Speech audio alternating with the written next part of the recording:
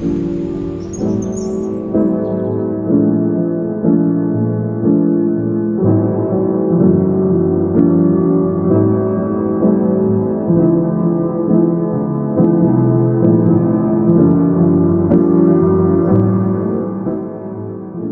y a un paradoxe à célébrer la mort, à se déguiser en ce qui nous effraie. Enfant, je rêvais d'enfiler un drap blanc pour rendre visible le fantôme que j'étais aux yeux des miens.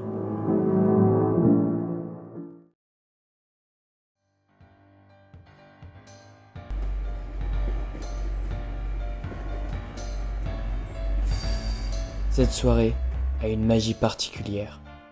La nuit s'épaissit, les feuilles chutent, une citrouille éclaire le chemin, et les bougies vacillent dans l'obscurité.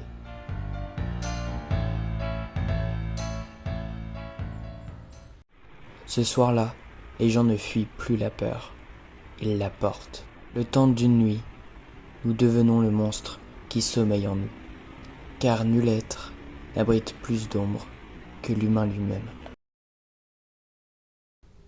Un jour, un enfant m'a demandé si j'avais peur de quelque chose. Son ami a tout de suite répliqué en disant « Clovis n'a jamais peur de rien ».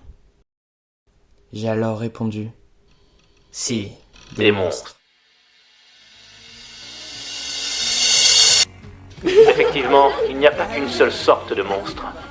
Il y a ceux qui vous jouent des tours sans jamais se montrer, ceux qui enlèvent les enfants. Il y a ceux qui dévorent nos rêves, ceux qui nous sucent le sang. Il y a ceux qui ne font que mentir.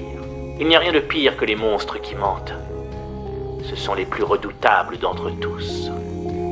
Ils sont incapables de comprendre les sentiments humains, mais ils se font passer pour des hommes.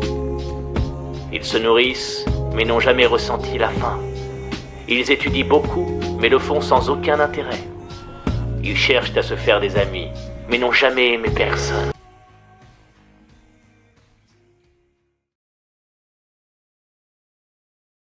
Le monstre, c'est l'homme sans masque, celui qui ne cache plus sa peur, sa colère, ni sa faim. Le monstre n'est que l'homme que l'on refuse de voir, celui que l'on repousse pour mieux ignorer ce qu'il révèle de nous. Car au fond, il n'existe pas de monstre, seulement des vérités trop humaines pour être supportées.